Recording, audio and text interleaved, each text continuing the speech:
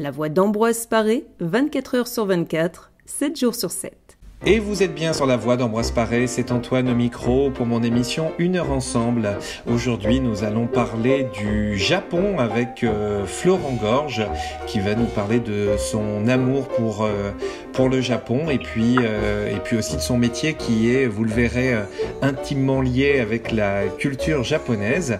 Et cette interview, alors exceptionnellement, nous la faisons par téléphone. Donc j'ai Florent au bout de la ligne. Bonjour Florent. Bonjour. Comment va ? Alors, Florent Gorge, ce que je propose pour les auditeurs, c'est que, comme j'ai la chance d'avoir ton livre « L'histoire de Nintendo », le volume 4, collection que je recommande chaudement à tous les amoureux des jeux vidéo, eh bien, tu as mis ta biographie au début du bouquin. Donc, moi, ce que je propose tout simplement, c'est que je vais lire ta présentation dans le bouquin. Comme ça fera un bon... une bonne présentation pour les auditeurs. Donc, tu es né le 21 mars 1979 à Dijon. Tu pars vivre au Japon dès l'âge de 17 ans. Tu es traducteur-interprète. Tu traduis plus de 300 volumes de manga en français. Tu deviens le correspondant européen du magazine japonais Nintendo Dream en 2006. En 2007, tu cofondes les éditions Pixel Love, puis en 2010, Omake Books. Depuis, tu as signé de nombreux ouvrages devenus des références internationales sur l'histoire des jeux vidéo. Tu as également été le biographe officiel de plusieurs créateurs et artistes japonais. Et tu as également collaboré avec la chaîne No Life sur des programmes spéciaux et coproduit des émissions comme Les Oubliés de la Préhistoire ou Collector's Quest. Voilà. À tes souhaits. Tout est vrai. Tout est bon. C'est vrai, toi oui. qui l'as écrit en même temps. Donc, on a essayé de résumer au maximum, oui. Et alors, ce qu'on se disait quand on préparait l'émission, c'est que mon réflexe premier en t'appelant, c'est que je voulais qu'on fasse une émission sur l'histoire de Nintendo, puisque tu as à ce jour 4 volumes qui sont sortis, et encore une fois, je vous invite à aller les voir, c'est chez Omake Books, c'est l'histoire de Nintendo avec l'histoire de Nintendo avant les jeux vidéo, puisqu'à la base, ils faisaient entre autres des jouets et des cartes à jouer, et puis l'histoire des Game & Watch de la Nintendo, de la Game Boy, peut-être d'autres volumes à venir, tu nous en parleras, mais on s'était dit qu'on allait peut-être plutôt insister sur le Japon, sur ton amour pour le Japon. Et écoute, on va rentrer dans le vif du sujet déjà. Je disais que tu y allais à 17 ans. C'était la première fois que tu allais au Japon quand tu avais 17 ans? Oui, c'était en 1997 et à cette époque, partir au Japon, c'était pas du tout commun. Très peu de gens partaient au Japon. Finalement, c'était pas du tout un pays touristique. On était déjà de nombreux Français à rêver d'y aller, parce qu'on a, on a un background, toute ma génération, du moins ceux qui sont nés à la fin des années 70 ou début des années 80, on a un affect avec le Japon qui est un petit peu étrange et que les anciennes générations n'avaient pas du tout. Mais tout ça pour dire que voyager au Japon, c'était très rare et personne n'allait au Japon, quoi. À part les grands PDG pour aller signer des gros contrats, parce que c'était un pays qui était considéré comme on va dire un paradis économique, mais pas du tout culturel. Et donc voilà, moi je rêvais d'aller au Japon à cette époque. C'était un peu rare et c'était surtout très très cher, quoi. Et pourquoi le Japon justement? Alors, en ce qui me concerne, je peux pas l'expliquer. C'est quand même assez étrange parce que je ne sais pas. J'ai toujours, depuis ma plus tendre enfance, depuis que j'ai 4 ou 5 ans, voué une passion pour ce pays, pour l'Asie d'une manière générale. Je voulais, j'étais fan de Bruce Lee, j'étais fan de Jackie Chan, je voulais faire du judo, du karaté, du kung-fu. Enfin, et j'ai toujours eu une attirance aussi pour les montres Casio, par exemple. Je savais que c'était une marque japonaise. Je regardais des dessins animés, je savais que c'était des dessins animés japonais. Je jouais aux jeux vidéo, je savais que c'était la plupart des jeux auxquels je jouais étaient japonais. En fait, il y avait tellement de choses qui me reliaient avec le Japon que je me suis naturellement passionné pour ce pays, en fait. Et j'étais pas tout seul, hein, mais c'est vrai qu'on est un petit peu l'avant-garde du boom Japon qu'on connaît aujourd'hui, quoi. Oui, parce qu'à l'époque, alors je dis à l'époque parce que je suis de 82, donc on est de la même génération. On n'avait pas Internet quand on était jeune, on avait un petit peu la culture manga qui est arrivée avec le Club Dorothée au début des années 90. mais c'était pas, il n'y avait pas cet engouement qu'il y a aujourd'hui pour les mangas, par exemple. Non, pas du tout, toute non. cette culture nippone. Donc effectivement, c'était assez. Alors tu m'aurais dit les États-Unis, je peux comprendre que dans les années 80-90, partir à New York, ça pouvait faire rêver, mais c'est vrai que le Japon, c'était un peu original. Est-ce que c'était lié justement avec peut-être les dessins animés ou le jeu vidéo, du coup, ce qui t'a amené à vouloir découvrir un peu plus le Japon? Non, honnêtement, je pense pas que ce soit les dessins animés, parce que pour être honnête avec toi, je regardais assez peu de dessins animés du Club Dorothée. J'avais adoré bien sûr Olivier Tom ou des trucs comme ça, mais c'était plutôt l'époque qu'on appellera l'A5. Mais quand les dessins animés sont vraiment arrivés sur le Club Do, pour être honnête, je regardais plus vraiment la télé. Je faisais beaucoup de sport et j'avais plutôt des entraînements au moment où ils passaient les Chevaliers du Zodiac, Dragon Ball et tout ça. Donc moi, j'ai pas vraiment regardé en fait. Non, je sais pas. C'est un attrait naturel. C'est un ensemble de petits centres d'intérêt qui finalement me faisaient dire que tout ça, c'est un dénominateur commun, c'est un pays qui s'appelle le Japon. Mais c'est pas spécifiquement, peut-être plus les jeux vidéo quand même. Parce que oui, au tout début des années 90, je lisais la presse jeux vidéo. On avait, comme tu le disais, il n'y avait pas Internet. Donc on avait des magazines papier. Et les magazines papier français mettaient beaucoup l'accent sur l'import, les jeux auxquels nous n'avions pas encore droit, parce que en ces temps reculés, il faut dire que la France était un petit peu la quatrième roue du carrosse en jeux vidéo et on attendait 1 an, 2 ans avant de voir les jeux arriver. Aujourd'hui, tout s'est internationalisé. On a pratiquement le monde entier peut profiter des mêmes jeux au même moment. Mais à l'époque, on attendait des années les Japonais. Voir certaines pépites qui n'ont pas été, qui ne sont pas arrivées ni aux États-Unis. Je pense à Final Fantasy V qui était sorti sur Super Famicom, qui est un excellent jeu, qui n'est jamais arrivé, enfin, qui est arrivé très tardivement dans des remakes sur d'autres supports, mais qui n'était jamais arrivé en Europe et aux États-Unis, par exemple. Alors, en fait, les États-Unis avaient plus de RPG que nous, mais ça, c'est pour une raison très simple, en fait. C'est que au milieu des années 90, il faut attendre vraiment la PlayStation pour que le marché soit suffisamment mûr. C'est-à-dire que ce soit pas juste le marché des enfants, parce que le marché des enfants, c'est un gros marché. Il y a beaucoup d'enfants, et puis à Noël, il y a beaucoup de ventes, etc. Mais avec uniquement ce marché, les éditeurs n'ont pas voulu prendre le risque de traduire tous les jeux. C'est-à-dire qu'aujourd'hui, quand vous achetez un jeu, la plupart du temps, tout est traduit dans toutes les langues européennes. C'est presque, aujourd'hui, législatif. C'est presque obligatoire de traduire dans toutes les langues. Mais à l'époque, c'était pas simple de traduire les jeux vidéo. Vraiment pas. Et les jeux comme Final Fantasy ou Dragon Quest, etc.,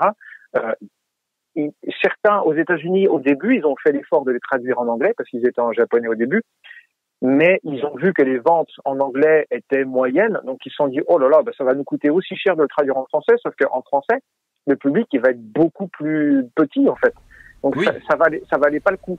Et en anglais, c'était pas rentable. Et le marché français du jeu vidéo était encore trop petit pour qu'on traduise des gros jeux en fait. Et on aurait pu les importer des États-Unis, mais le problème c'est que tout était en anglais et qu'il y avait des lois qui interdisait d'avoir des jouets en anglais ou dans une langue qui soit pas en français. Les enfants devaient pouvoir profiter de leurs jouets dans une langue qu'ils pouvaient comprendre. Donc c'était impossible. Voilà, ça explique pourquoi on a eu très peu de jeux avec du texte à l'époque. Ah, tu vois, on disait qu'on allait se concentrer sur le Japon. On part toujours à parler des jeux vidéo, de toute façon. Mais on va revenir sur ton arrivée au Japon. Mais alors après la première pause musicale, et donc en préparant cette émission, je me suis dit quoi de mieux pour faire une émission sur le thème du Japon que de faire découvrir ou redécouvrir des musiques de films et plus spécifiquement les films d'animation de Miyazaki. Et alors là, j'ai le choix, mais je pense qu'on va commencer avec Totoro. On va faire ça. Génial. On va commencer avec Mon voisin Totoro. Et donc, je vais vous faire écouter un des morceaux de musique de la bande originale du film Mon voisin Totoro, tout de suite sur la voix d'Ambroise Paré. La voix d'Ambroise Paré, 24 heures sur 24, 7 jours sur 7. Vous êtes bien sur la voie d'Ambroise Paré, c'est Antoine au micro pour mon émission 1 heure ensemble. Aujourd'hui avec Florent Gorge, nous parlons du Japon. Nous parlions dans la première partie de cette émission de ta vision du Japon avant de partir, de ce qui t'a amené à partir au Japon quand tu avais 17 ans. Et maintenant, on va parler plus précisément justement de ton arrivée au Japon. Est-ce que ça a été un choc culturel? Dans quel contexte tu es arrivé? Si tu avais 17 ans, tu étais au lycée, du coup. Exactement, ouais. Donc c'est quoi? C'était une année d'échange? Comment ça s'est passé? Je rêvais, moi, d'aller au Japon depuis vraiment tout petit et quand je suis arrivé en classe de seconde, j'ai une amie en classe qui m'a dit un jour, totalement par hasard, elle savait que j'adorais le Japon, elle fait, c'est marrant, tiens, il y a le grand frère d'un copain de mon frère qui rentre du Japon. Je fais, ah bon? Oui, qu'est-ce qu'il a été faire? Il a étudié pendant 1 an dans un lycée japonais, c'était un échange scolaire. Je fais quoi? Et donc, je me suis renseigné, elle m'a mis en contact avec ce gars-là et qui m'a expliqué comment il avait fait. Il y avait des bourses. C'est quand même assez étonnant, en fait, parce que quand vous allez dans les collèges et dans les lycées, vers les CDI, il y a toujours des posters, allez apprendre l'anglais en Angleterre, allez apprendre l'anglais aux États-Unis pendant 1 an, pendant 1 mois. Et quand tu regardes dans les petites lignes, il y a plein d'autres pays, en fait. C'est juste que les autres pays n'intéressaient pas autant que les États-Unis, comme tu disais tout à l'heure, il y avait l'American Dream, et puis le reste, c'était derrière, quoi. Mais quand tu regardais un petit peu, il y avait aussi le Japon, donc je me suis dit, mais c'est génial. Et donc je me suis renseigné pour essayer d'obtenir une bourse, et donc je me suis battu pour obtenir cette bourse, et donc je suis parti j'avais 17 ans, donc j'avais pas encore mon bac évidemment, je suis parti en milieu d'année parce que la rentrée scolaire au Japon, elle est au mois d'avril, donc je suis parti au mois de mars. Et puis j'ai suivi donc une année scolaire entière dans un lycée japonais, avec les uniformes scolaires, avec les activités de club. Enfin, tous ceux qui lisent les mangas savent maintenant, il y a plus aucune surprise, ils savent à quoi ça ressemble. Mais j'ai vécu. Mais tu parlais japonais? Tu parlais japonais déjà? Non. En fait. T'as appris sur place? Disons que j'étais passionné. Donc à l'époque, il y avait pas d'internet, il y avait pas de podcast, donc il y avait un seul livre pour apprendre le japonais. Et en gros, c'était le japonais sans pède à la méthode Assimile. Et sans vouloir être méchant, hein, c'est vrai qu'elle était pas bien du tout cette méthode. Aujourd'hui, elle est totalement dépassée. Mais bref, il y avait que ça. Donc je me suis initié avec cette méthode et puis aussi la méthode du CNED, puisque mes profs ont été sympas au lycée, ils m'ont autorisé à choisir une 3e langue. J'étais dans un lycée où il n'y avait pas de japonais, c'était pas possible. Mais plutôt que d'apprendre l'italien ou espagnol en 3e langue, parce que j'avais une filière littéraire, je leur ai dit je voudrais apprendre le japonais mais au CNED. Et comme le CNED c'est un institut évidemment officiel de l'éducation nationale, c'était autorisé. Il fallait juste que j'aille en heure. À chaque fois que les autres élèves avaient 1 heure d'italien ou d'espagnol dans ma classe, moi j'allais en permanence et j'étudiais tout seul le japonais. Donc j'ai appris, on va dire, les bases. Mais quand tu arrives sur place, évidemment, tu bredouilles, tu lis les premiers syllabaires, tu lis quelques signes, mais tu débutes encore. Hein. C'est pas en apprenant dans quelques livres tout seul que tu deviens un interprète, quoi. Au-delà de la barrière de la langue, puisque ça, comme tu le dis, il faut travailler, il faut être en immersion pour intégrer une nouvelle langue, mais au niveau culturel, quand on a 17 ans, qu'on vient d'un lycée français et qu'on arrive au Japon, comment tu t'es senti, culturellement, l'échange avec les autres jeunes de ton âge, est-ce que c'était plus la même maturité, plus mature, moins mature, comment ça se passait? C'est très intéressant ce que tu dis. Effectivement, alors il y a, je pense, beaucoup de sensibilité qui rentrent en jeu. Moi, je rêvais du Japon, donc l'intégration, si tu veux, je la désirais. Donc mon ressenti quand je suis arrivé sur place, c'était évidemment autant de joie que d'excitation que de bonheur, tu vois.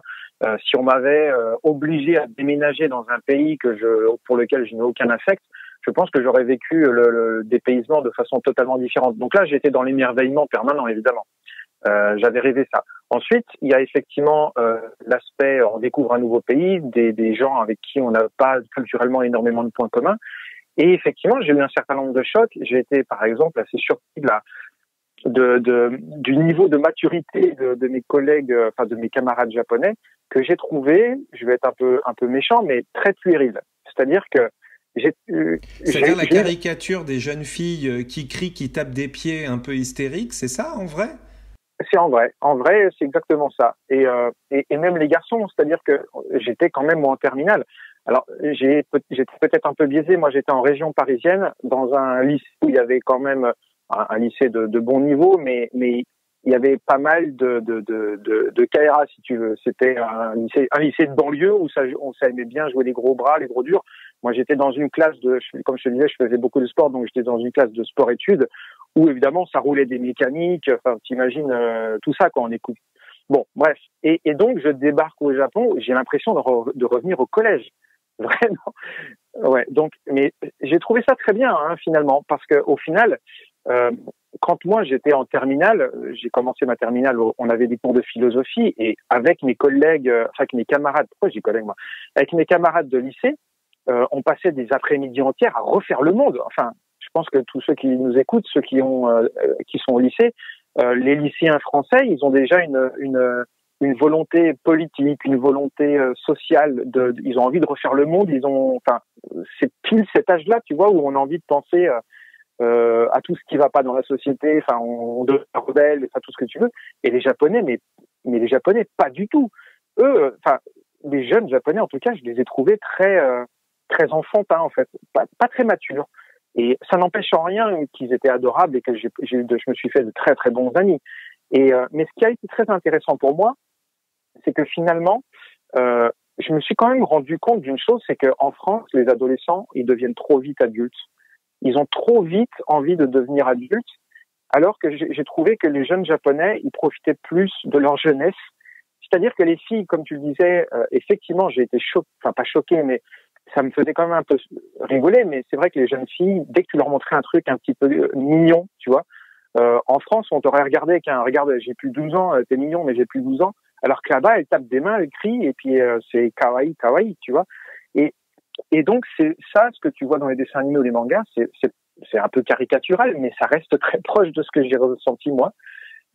Et par contre, j'ai trouvé qu'elles étaient les jeunes femmes, en tout cas, les jeunes filles japonaises étaient plus naturelles que nos jeunes adolescentes qui veulent tout de suite devenir des grandes, tu vois. Elles veulent tout de suite devenir qui veulent jouer un rôle, qui veulent jouer la grande. Mais alors, parce que l'image que j'ai, alors je n'ai pas encore eu la chance d'aller au Japon, mais l'image que j'ai, c'est d'avoir des adultes, en tout cas très disciplinés au Japon.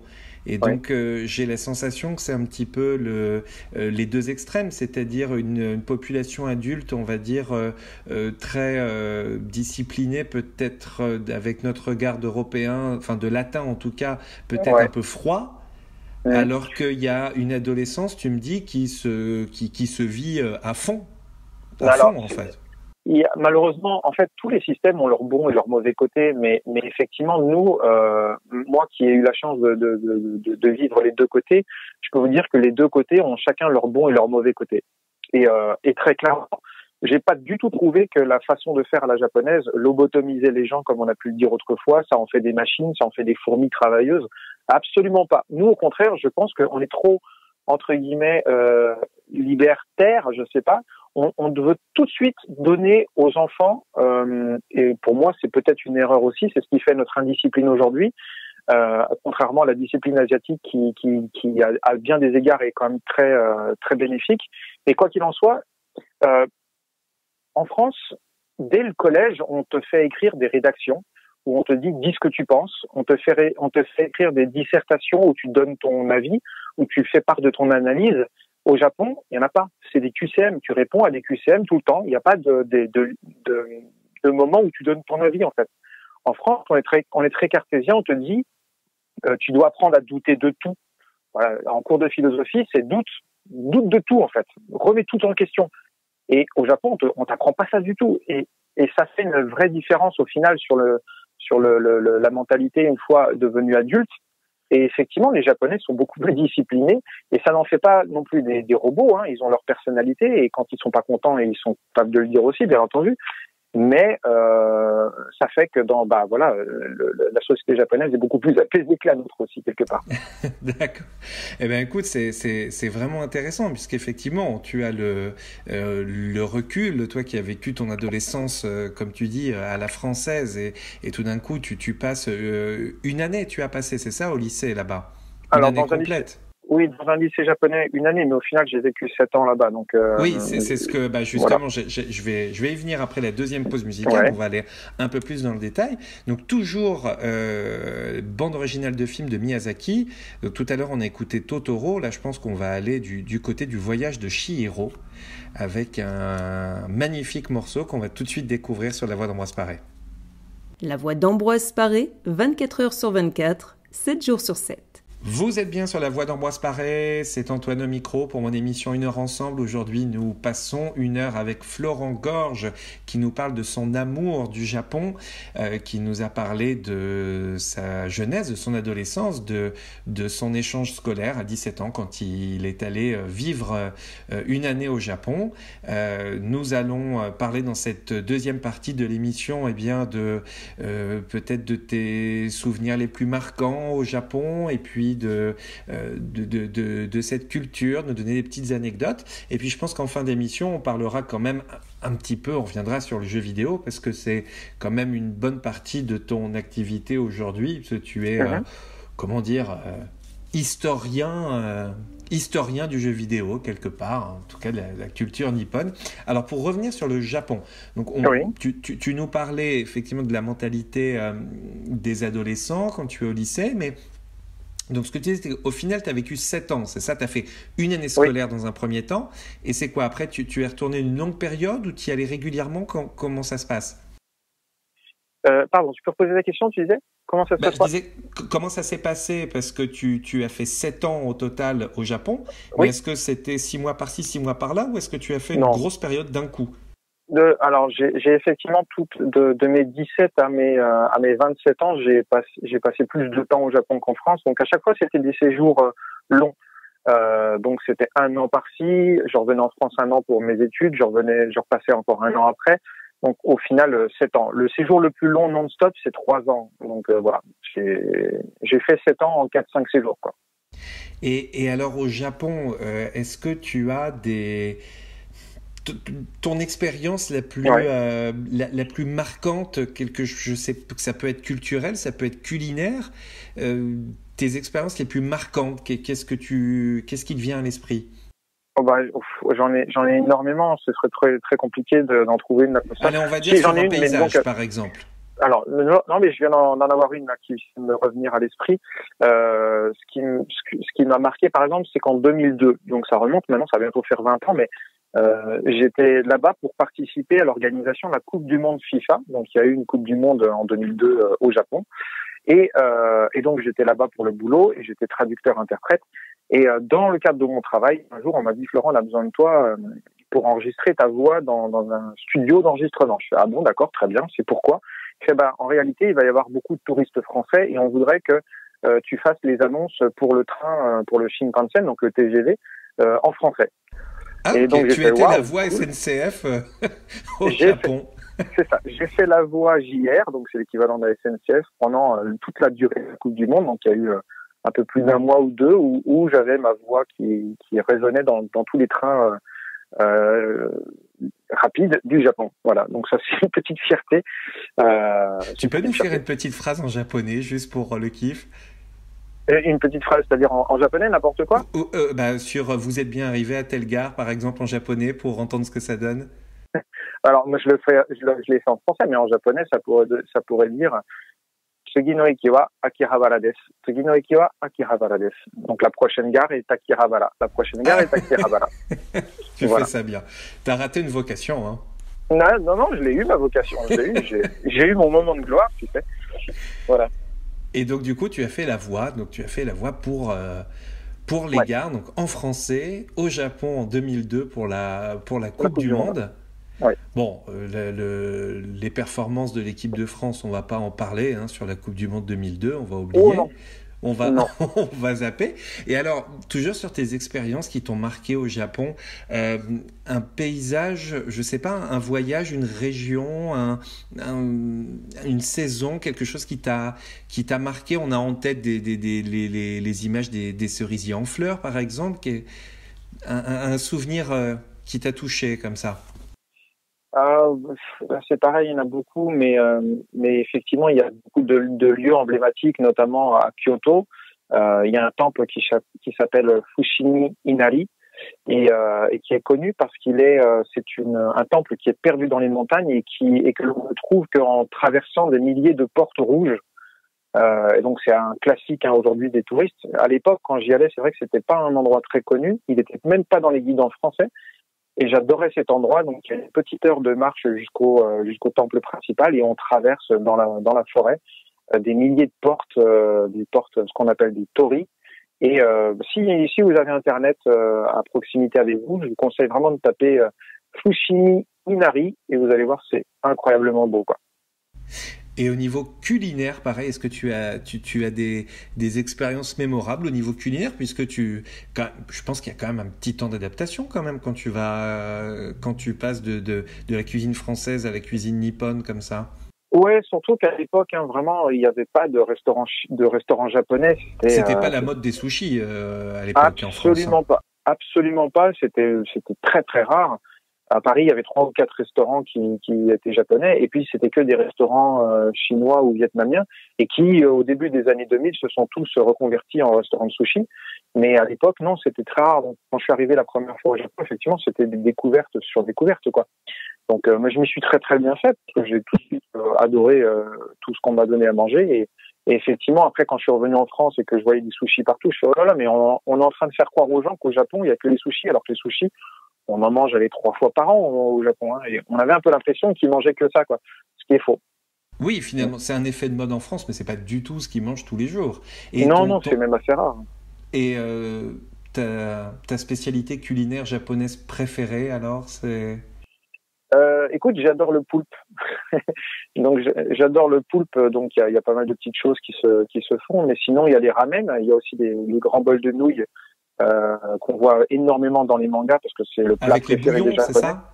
C'est ça. C'est un grand bol avec des nouilles à l'intérieur et c'est garni. Donc il y a des tranches de porc. Ça peut être au poulet. Enfin, c'est des grandes soupes de nouilles, quoi. Ouais. Et alors, ça c'est le plat préféré des Japonais.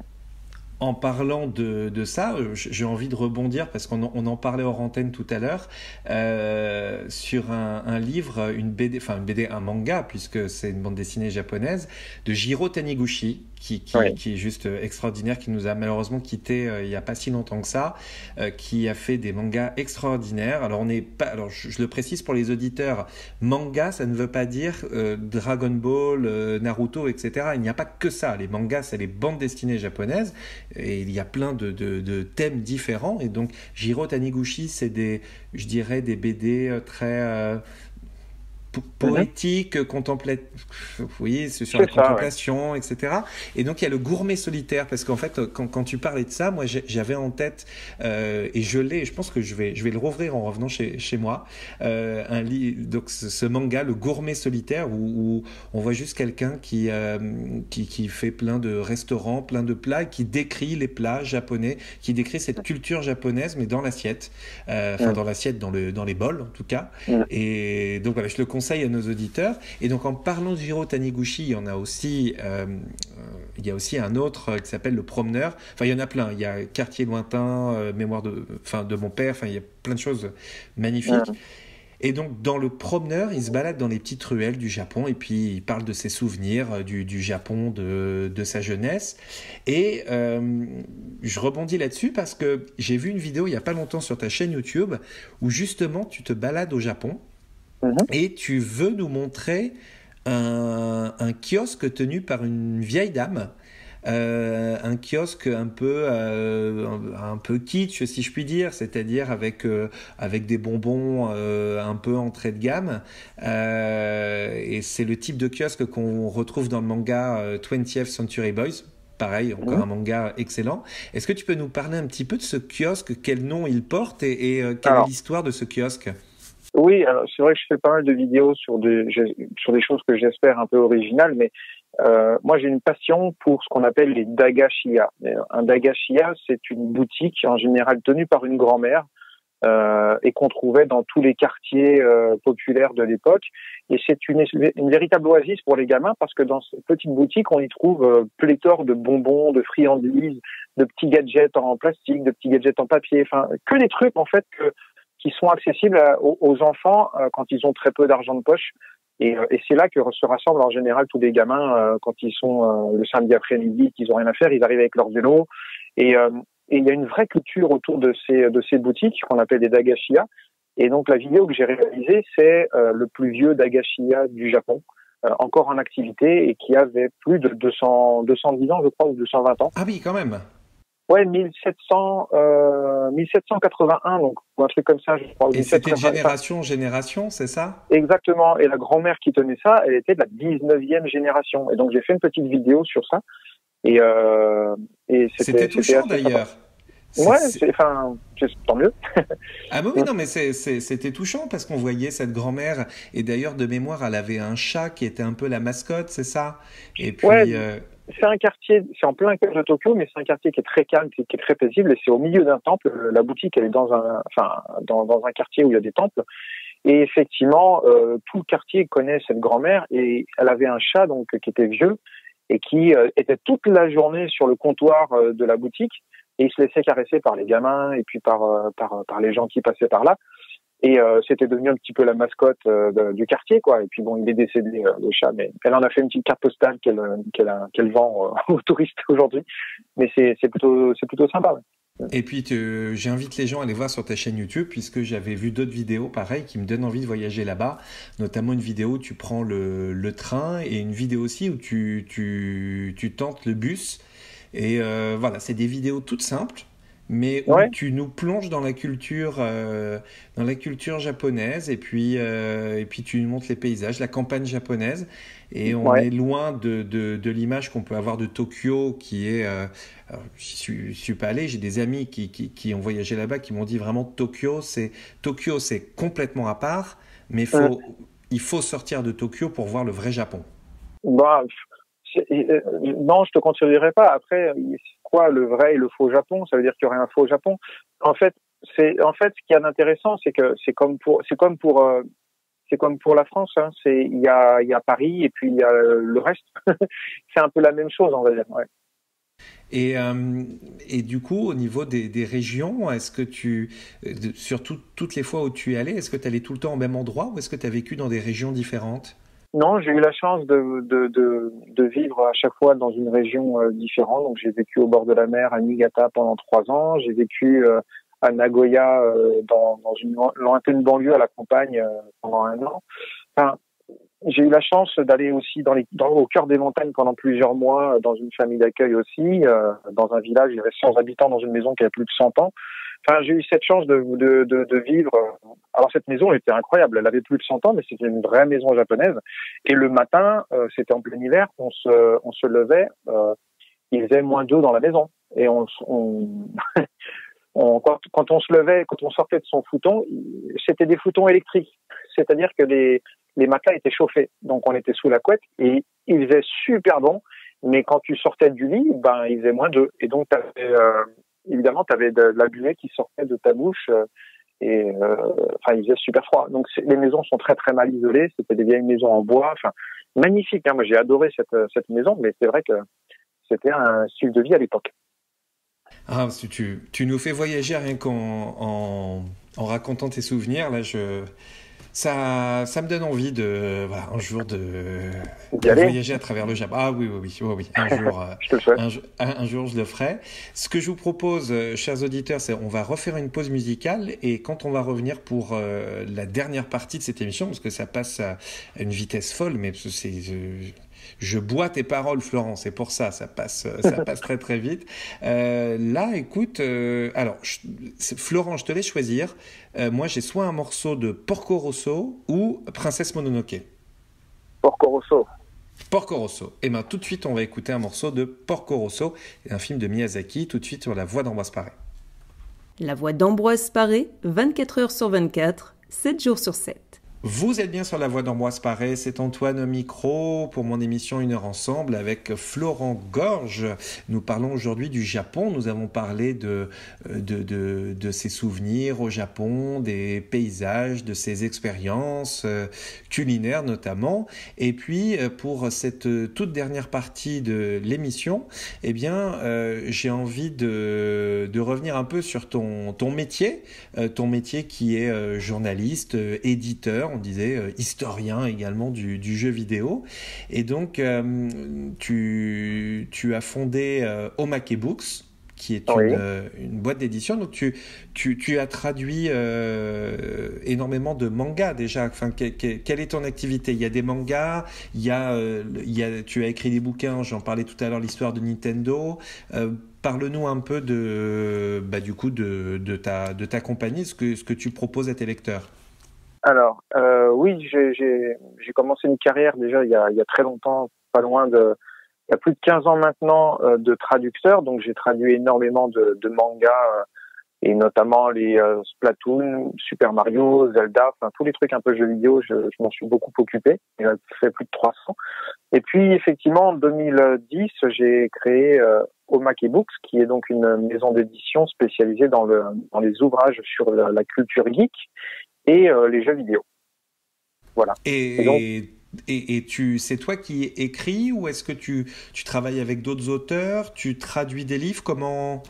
Quel est ton cœur d'activité? Tu fais un peu tout ça? c'est une maison d'édition, donc effectivement, on a enfin, j'écris moi aussi, ça m'arrive bien sûr, mais c'est compliqué d'écrire plus d'un livre ou deux par an. Donc, une maison d'édition avec un livre, c'est un peu compliqué. Donc, non, on travaille avec des auteurs et tous les mois, on a des livres qui sortent. Donc, je n'ai pas, moi, la prétention de tout écrire. Non. C'est juste une petite partie. Et donc ton actualité, est-ce que tu as des scoops? Parce que j'arrête pas de parler de l'histoire de Nintendo depuis tout à l'heure parce que j'ai les 4 volumes. C'était en rupture de stock pendant un moment. Quand on est geek comme moi, on s'est jeté sur le volume 4 sur l'histoire de la Game Boy. Rassure-moi, tu vas faire un volume 5 sur l'histoire de la Super Nintendo bientôt. Le volume 5 est en préparation, mais ce sera pas sur la Super Nintendo. Non, je vais déjà terminer l'histoire de la Game Boy qui n'est pas terminée puisque la fin du volume 4 s'arrête sur la Game Boy Color et derrière il reste encore pas mal de choses à dire sur la Game Boy Advance, la Game Boy Advance SP, la Game Boy Micro. Enfin, il y a des choses encore à dire. Donc le volume 5 ce sera sur la dernière génération de Game Boy. Voilà, comme ça on aura terminé avec toute la gamme. Et ton premier jeu vidéo, ton premier souvenir de jeu vidéo, alors dans le livre sur les Game & Watch, il y a une photo de toi jeune, où tu reçois une Game & Watch en cadeau, mais c'est ça tes premiers souvenirs de jeux vidéo? Comment en quelques mots, comment t'es tombé dedans et pourquoi t'en es devenu, pourquoi t'en as fait une partie de ton métier? C'est vrai que moi, mon premier contact, j'ai du mal à me souvenir exactement quand c'était. Honnêtement, c'est compliqué parce que j'ai toujours l'impression de les avoir connus. Non, en réalité, je pense que oui, mon premier jeu vidéo possédé en tant que tel, c'était un Game & Watch donc de Nintendo, un jeu électronique que j'ai reçu pour l'anniversaire de mes 5 ans. Et après, effectivement, mes premiers jeux, ça devait être dans les salles d'arcade. J'ai dû voir des jeux vidéo tout de suite vers l'âge de 3, 4, 5 ans. Quand on allait dans un café, quand on allait dans un restaurant, il y avait des jeux partout à l'époque. Donc, je m'en souviens pas en fait. Voilà. Je suis Et né avec. c'était Parachute, ton Game & Watch que tu avais reçu. Oui, tout à fait.